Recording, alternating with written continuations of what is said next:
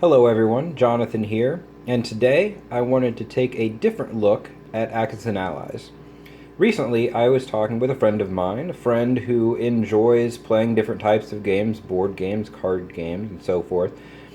But when it came to Axis and Allies, he mentioned that he isn't really interested in the game. He tried to play it at one point with a few friends, and they tried to learn it, and it took a number of hours to get through one round, and they still weren't really confident that they understood the rules and really didn't have any interest in continuing to play after that. Now, to me, I completely can understand where they were coming from, but in my view, this game really, at its heart, isn't nearly as complicated as it may seem. There are a lot of nuanced rules, of course, but I thought that it would be useful, both for my friend and those like him, and I know there are a lot of people out there, to just give a brief overview, just a quick view of the game explaining what this is all about. We're not going to get into all the nuanced rules about, well, this unit can do this and that unit can do that, and here's some strategies that you might use. No, not for this video. We're going to focus on what is this game about, what do you need to know in a general sense to be able to play, and then you can learn, the details as they come up, as you need to learn them in like a beginner's game or something. Now, to illustrate, I decided to use Axis and Allies Revised, the blue box, because the initial starting locations for each country are color-coded. So we've got Germany in gray, we've got Russia in kind of a brownish, maybe slightly reddish hue, we've got the United States in green, Japan in orange, and England in that very light kind of tan color. So it makes it very easy to see where one country's border ends and another one begins. So I thought that'd be very conducive for a video like this. Now, as many of us know, depending on what version of Axis and Allies you play, there may be some nuances to the rules, but at its heart, a lot of the things I'm going to describe are still the same. Alright, so let's get started. Axis and Allies is a game focused on World War II. Each player is a major country in the war. You've got 5 players, the Soviet Union, Germany, England or United Kingdom, Japan, and the United States. Now, what was World War II? What was going on there? What were the Axis trying to do? What were the Allies trying to do? Well, they were trying to beat up the other side and secure victory in their war, simply put. In this game, that means that the Axis powers, so that's Germany and Japan, have taken 2 of the Allied capitals. So that's either, the Allied capitals are London, Washington, D.C., and Moscow. If you're the Allies, your goal is to do what the Allies did in the actual war, take the 2 Axis capitals. So that's going to be Berlin, and it's going to be Tokyo. So that is your goal. Aside from everything else and how you get there, that's what you're trying to achieve. Take out the enemy capital. How do you do that? Well, you do it with your armies, obviously. But there's more to it than just your armies. If you've played Risk, you know that if you just relied on your starting armies, you wouldn't last too long. In Axis and Allies, you are constantly building new armies, new units, trying to be more powerful than the opposing player. Get your armies in the right spot to cause the most damage. Now, you can build more powerful armies by getting more money. It's technically, production in this game, but basically it's money.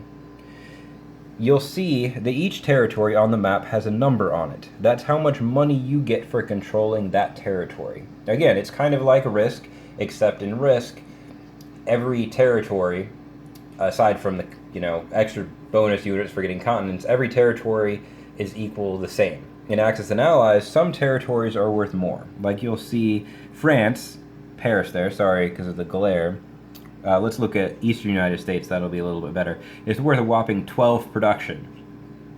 Well, what about these territories in Southern Africa? Oh, they're just worth 1, 2, that sort of thing. So the area you control has a big influence on how much money you get, which the more money you get, the larger army you can buy, and the easier it's going to be to stomp your opponent into the dust and take their capital. So ultimately, it's all about that. And so that's the economic side of things. So based on the territories you control, you collect money, use that money to build a bigger army, you use that army to take out the enemy. Usually that means whittling them down slowly, and eventually your goal is going to be, or ultimately your goal is going to be to take their capital, which you will do eventually if you're doing a good job, a better job than they are. Certainly. Now, let's talk about your army. We've talked about what do you do to build your army, how do you build a bigger army. Well, what is your army?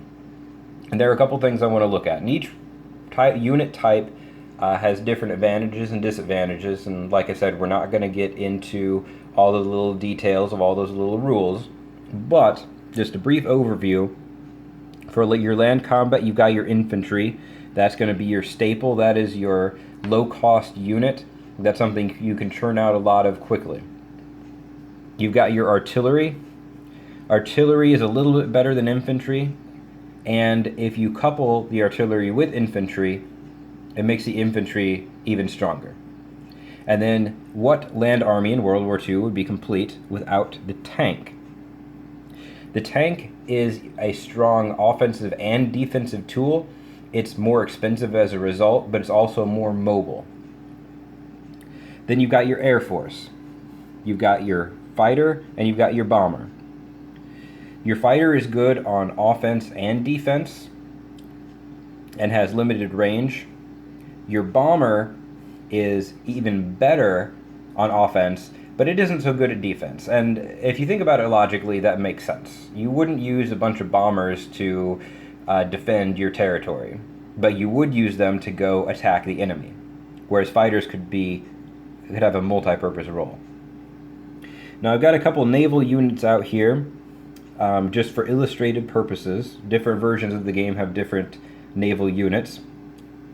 But we've got a sub here, and just think about it logically. What are subs good at? They're good at,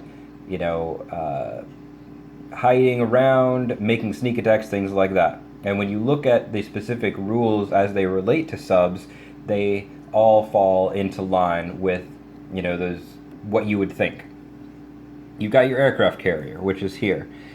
Which does exactly what you'd expect. It carries aircraft around, which means you might have a fighter that can't fly from an island here way up here. It doesn't have the fuel. It can't happen. But you can load it on an aircraft carrier and start moving it around, just like in real life. And then the third unit that I have out here is the battleship. And the battleship is just a heavy, a heavy ship. Strong attack, strong defense, can take some punishment before it gets knocked out of combat. So those, and then of course you've got transports. I didn't grab one out, but then transports act a lot like aircraft carriers, except they can move land forces around. So let's say that you're England and you want to conduct a D-Day invasion of France over here. You need transports to move your guys across. In Risk, you don't need transports, you just have the dotted line that connects territories. Well, in Axis and Allies, you actually need transports to move them across. So that, in a nutshell, is Axis and Allies.